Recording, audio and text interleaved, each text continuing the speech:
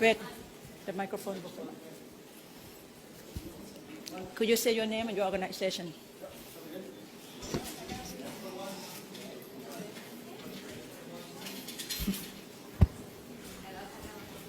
Is that okay?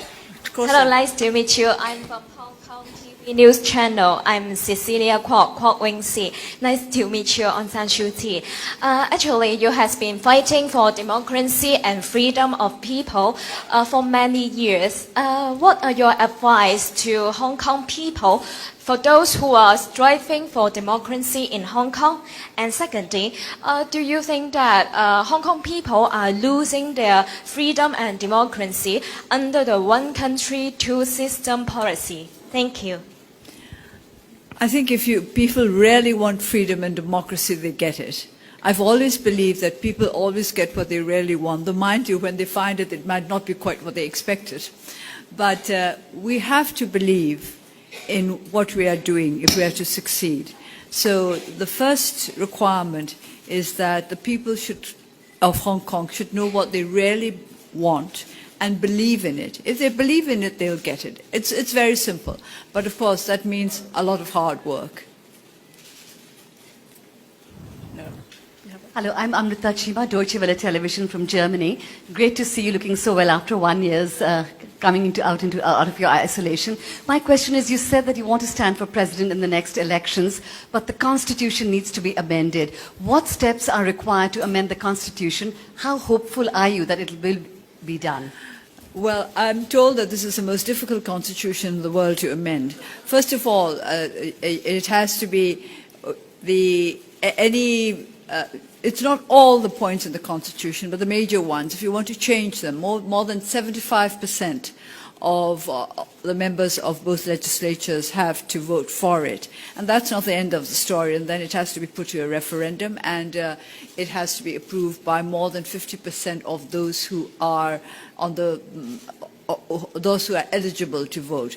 So that's a very difficult process. Don't forget that 25% of the members of both legislatures are military appointees, unelected military appointees. So in order to get more than 75%, first of all the civilian seats will have to be filled, and all the civilian representatives would have to agree that they want to amend the Constitution. And then, as I keep saying, at least one brave soldier must say, I will side with the civilian representative. So it's very, very difficult, but it's not impossible. And I think it was in an RAF outfit somewhere I heard that during the Second World War they had a motto, which was, we do the impossible every day, miracles take a little longer. The question's right there first, and then... Jojo Dane from Voice of America, Burmese Service, and Dima. Last year in Bangkok at 2012 World Economic Forum, you talked about youth unemployment in Burma. You said that it was like a time bomb. And your main message was, I believe, to the foreign investors coming to Burma was to create jobs. What is your main message to the foreign investors this year in this place? Thank you. It's the same thing, because this issue has not been addressed adequately. Everywhere where I go in this country, there are 6 requirements that people keep repeating to me. It's amazing how it's the same everywhere. I get the same message everywhere. When I go to the villages, whether it's in the south of Burma or north, south, east, west, I always try to ask them. I try to speak to as many of the people in the towns and villages as possible, and I ask them what they need most. And always the answer is, first of all, jobs. They want work. They don't want handouts. They want the dignity of being able to work for their own living, to earn their own living. Number 1 is jobs. Number 2, water. Number 3, roads. Number 4, electricity. Number 5, education. Number 6, health. This is repeated everywhere, everywhere.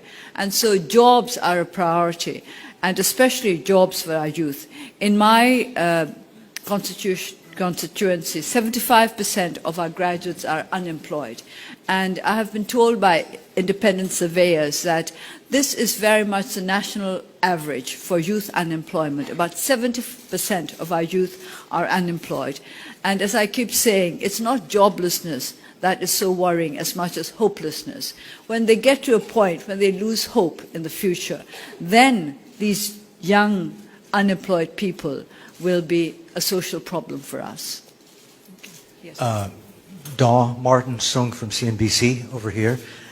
The question is, just in front of you, the question is related, and that is right now there seems to be almost like a gold rush. A lot of foreign companies want to come in, win contracts, win tenders, do business, do trade, etc., which is good in a way. Myanmar needs the money. But what parts of this frenzy worry you? Actually, there isn't that much investment coming in. I think it's more investigations than investment. People are coming here to investigate the possibility of investing here. But yes, it is a frenzy, and a frenzy is never attractive. I keep saying cautious optimism, and something that I'm a wet blanket because I talk about cautious optimism. But I think that's just practical. And I think those who come here and look, there are always the same problems. First of all, they worry about rule of law, and that's one of my main concerns. Because, not just because I'm the chair of the Rule of Law and Tranquility Committee, because I believe that without rule of law we can't get anywhere. We can't get economic development either, because that's what the serious businesses are looking for, rule of law. How safe are their investments going to be?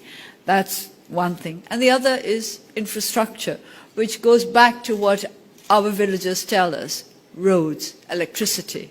So this is why investments are not pouring in, just investigations are pouring in. And let's stop the frenzy a bit. We're going to go to the back there first. You have to go. Hello, this is Adit from the Associated Press. If we weren't content enough with your answer before this morning, so I need to ask you again. If you succeed in amending the Constitution, and if you become the president of Myanmar, what will you do for the ethnic minorities and with special regard to the Rohingya people and the Muslim, the people who believe in Islam in this country? Thank you. First of all, as I said, I believe in the rule of law, and everybody in this country should be entitled to the protection of the law. Everybody, all ethnic groups, all religious groups.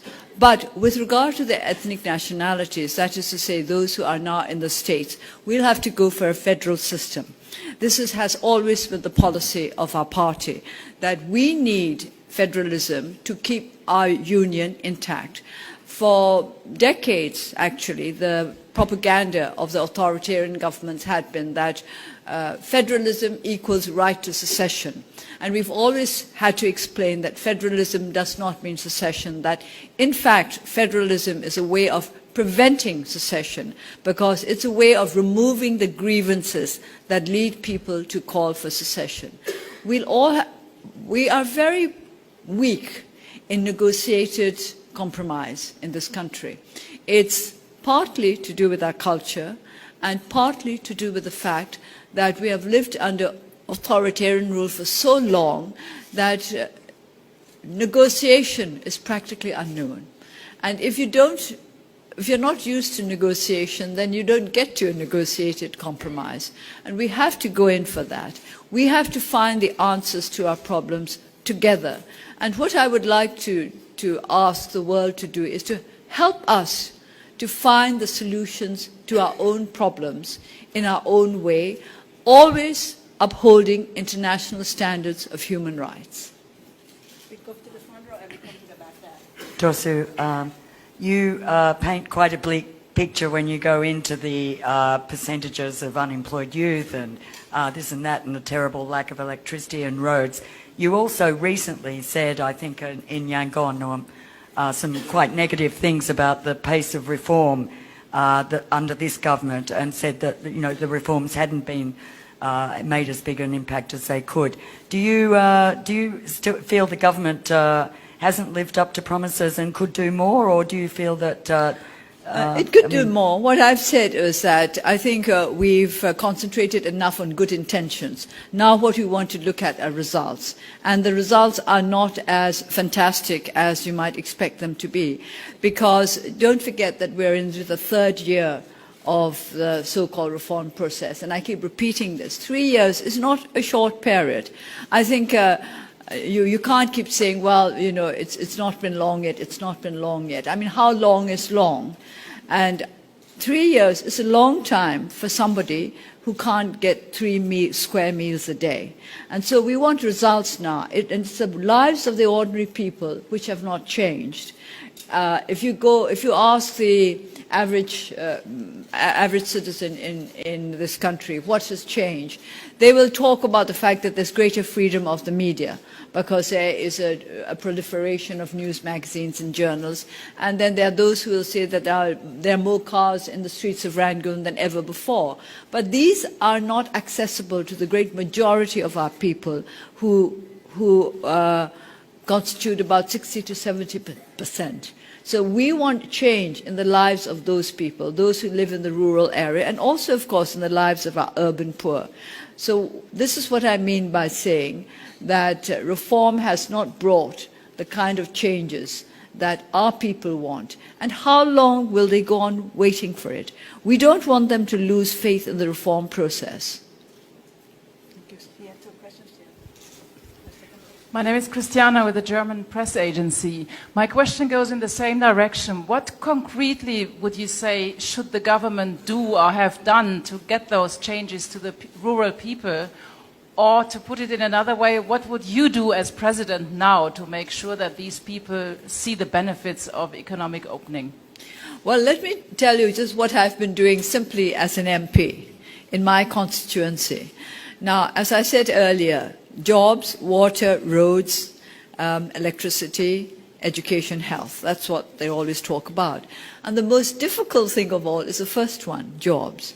Job creation. This is why when I talk to business people, I always try to encourage them to engage in the kind of investment that will create jobs. As you all know, the extractive industries do not create too many jobs. They are not strong on jobs, but Burma is strong on extractive industries. So we have this problem to deal with. I can't create as many jobs as I want in my constituency. So I go for what I can do. The first thing I went for was water, because that was the easiest, and yet this was a great need. And as soon as I was elected, I started arranging for wells to be dug. It's as simple as all that. And yet Burma is supposed to be the country in Southeast Asia with the greatest water resources. And we don't have enough water. And then I went about roads, because this was again a possibility. So what I would like the government to do is, first of all, to target the greatest needs of our people, our country, and then see what can be done first, and then go about it. I've often made the complaint that there's no structure to the reform process. We are not aware of a government policy with regard to the reform process, how they're going to go about it, what their priorities are, and what the sequencing is going to be. So that is what I would like to see. Priorities, sequencing, targeting the most urgent needs of the country. A question from the Straits Times of Singapore. This morning, you spoke about the presidency and your interest in it. And just now you said it takes one brave soldier to help turn the tide. Oh, I think we'd actually like more than one. Okay. I think 300,000 wouldn't be bad. Right. Have you got any indication from the military? There was a former Navy chief referring to you as elder sister at that event. Well, don't forget he's a retired Never mind. military Have you got officer. any indication from the military that they may not be averse to having you as president? No, I've had no direct indication of any kind like that from the military, but I do believe that members of the military are as keen as civilians to promote development and growth in our country, because they know our country is poor. And don't forget that the majority of our soldiers are not wealthy either.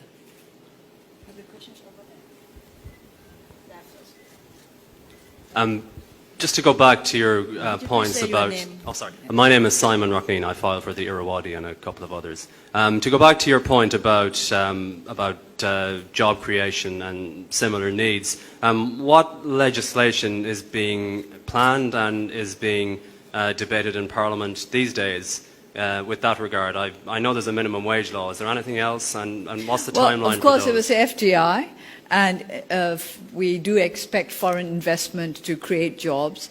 And they are now working on a law to promote the interests of farmers and peasants, and this is to create a rural work.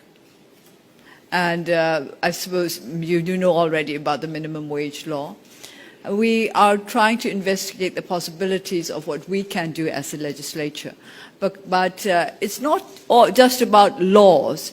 It's also about making sure that these laws are observed and implemented, which goes back to rule of law. And what I personally want to do in the legislature is to make sure that the judiciary becomes independent and clean. Thomas. Thank you, Andy. I'm from Skynet. Andy, please, right. That's me. You're right. Oh, Right corner, right. Okay. Yes, thank you. We all know that you are very emphasizing you also the poverty reduction. And the question is that we would like to know your ideas of the poverty reduction of Myanmar. Thank you. Reducing poverty in Myanmar means Yes. reducing the poverty of the people in our rural areas. Because as I think, I'm sure the statistic has been drummed into your head every half an hour since yesterday, nearly 70% of our population live in the rural area. So Burma is basically an agriculture country. And because of that, if we want to reduce poverty, we have to look to our rural population. So it's our agricultural policy. And that starts with land. I think you must have heard about the issue of landlessness in this country and the problem of illegal transfers of land. So this is a legal issue, and there's a committee in the legislature which is looking into the problem of the illegal transfer of land and what we can do to have it transferred back to the rightful owners. This is a very, very complicated business because keeping official papers is also not part of our tradition. So it is very difficult sometimes to establish ownership, apart from the fact that we have to sort out how the land was illegally transferred and what it can be done to transfer it back to the original owners. Quite often we have a problem identifying who the original owners are. So I think we have to start with things like land laws, but not, again, it's not just the laws, it's the implementation of the laws that we have to be concerned about. And if we cannot bring our agriculture population out of poverty, we are going to remain a poor country because it means that 70% of our people will remain poor. Go to Thomas and then we go to Bilda. Hi, Dasu. Thomas Fuller from the New York Times. You've said many times that you do not want to take sides in the Rakhine conflict, but the ledger of casualties and deaths has been overwhelmingly on the Muslim side. It's a one-sided ledger, really. I don't say this critically. I'm hoping to get an insight into your political calculation, your political situation now. Do you feel like you're in a straitjacket politically? I mean, you're someone who's always spoken out for the downtrodden, for the victims, and here we've seen you be reserved. Do you feel like you're a hostage to the political circumstance of the day? No, I don't feel a hostage to the political circumstances of the day. What I am afraid of is aggravating the situation. I do not want to aggravate the situation by saying that one community is wrong or the other community is wrong. And what it does is to aggravate the more extremist elements in these communities. If they feel that they have been targeted, if they feel that they do not enjoy the sympathy of politicians or influential groups, then it makes them more extremists. That is what I'm afraid of, that instead of helping the situation, we will aggravate it further. So what I want to target, actions rather than communities, which means accountability. That goes back to rule of law. The government must make sure that those who have committed crimes are punished in accordance with the law. There must be accountability. But I do not want fingers pointed at particular communities because it always aggravates the other side, and this seems to start a vicious cycle of people getting more and more aggressive and more extremist. That's what I'm afraid of. Oh, at the back there. Hello, my name is, sorry, you can't see me, I'm here with the lights. My name is Bill Hayton. I'm training journalists at MRTV at the moment. This evening I hope that state television might broadcast you talking about politics for the first time ever, but at the moment they're going to take a soundbite of you speaking in English with a Burmese voiceover. They're a bit shy to ask the question themselves. Could you say the same thing again in Burmese, explaining that you wish to stand for the presidency and the obstacles that stand in your path, but in Burmese? I'm getting a little bit tired of this presidency business, and I think the reason why people are so interested is that given to me by the BBC interviewer who said that he'd never come across any politician who admitted to wanting office, and that whenever she asked him, do you want to become the president or the prime minister, the answer usually was something like, as well, if the people really want me to, and so on and so on. So I said to her, and do you believe them when they say this? And she said, no, I don't believe them.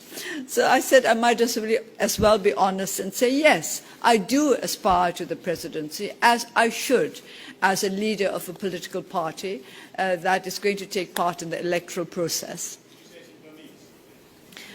The whole thing? All right. ကျမတို့ဒီကိစ္စအကြောင်းခဏခဏမေးပါတယ်သမ္မတဖြစ်ချင်လားပေါ့နော်ဒါဘယ်ကစတာလဲဆိုတော့ BBC အမေးဖြေတစ်ခုမှာ BBC သတင်းတောက်တယောက်ကကျမကိုမေးတယ်သမ္မတဖြစ်ချင်လားဆိုတော့ကျမဖြစ်ချင်တယ်လို့သမ္မတဖြစ်မှာပဲကျမတို့လှုပ်ချင်တဲ့ကိစ္စတွေကိုလုပ်နိုင်မှာကျမဟာနိုင်ငံရေးပါတီတစ်ခုရဲ့ခေါင်းဆောင်အနေနဲ့ဆိုလို့ရှိရင်ကျမတို့ပါတီကနေပြီးတော့ဒီရွေးကောက်ပွဲကနေတဆင့်နိုင်အောင်လုပ်မယ်အဲ့လိုနိုင်နေဆိုလို့ရှိရင်ခေါင်းဆောင်ဟာဒီတိုင်းကခေါင်းဆောင်လည်းဖြစ်ဖို့ကြိုးစားတယ်ဆိုတာဒါသဘာဝကျတယ်ဆိုတော့သူကကျမတို့ပြောတယ်သူမေးမှုမှမြန်းမှုတဲ့နိုင်ငံရေးသမားတွေထဲမှာဘယ်သူမှသမ္မတဖြစ်ချင်တယ်ဝန်ကြီးချုပ်ဖြစ်ချင်တယ်လို့ဝင်မခံဘူးတဲ့သူတို့ကဘယ်လိုပြောလို့ရှိလဲဆိုပြည်သူလူထုကလိုလားလို့ရှိရင်တော့ကျမတို့ပါတီကအတင်းတိုက်တွန်းရင်တော့စသဖြင့်အဲ့တော့ကျမပြောတယ်သူတို့အဲ့လိုပြောလို့ရှိရင်ယုံသားဆိုမယုံပါဘူးတဲ့အဲ့တော့ကျမလည်းပြောတယ်မယုံသိတိုင်အောင်ဘာဖြစ်လို့ကျမကနေပြီးဝိလေကြောင်ပါနဲ့ပြောနေမလဲကျမတို့ဟာနိုင်ငံရေးပါတီဖြစ်တယ်နိုင်ငံရေးပါတီတစ်ခုအနေနဲ့ရွေးကောက်ပွဲကနေတဆင့်ပြည်သူလူထုရဲ့ထောက်ခံမှုနဲ့အစိုးရအာဏာရဖို့ကြိုးစားတယ်ဆိုတာဒါသဘာဝကျတယ်အဲ့ဒီနိုင်ငံရေးပါတီရဲ့ခေါင်းဆောင်အဖြစ်နဲ့ဒီနိုင်ငံခေါင်းဆောင်အစိုးရခေါင်းဆောင်လုပ်ဖို့ဟာအစဉ်သင်းရှိတယ်လို့ပြောတာလေသဘာဝကျလို့ကျမပြောတာပါဆိုပြီးတော့ဒီတိုင်းပဲကျမရှင်းပြပါတယ် Thank you Right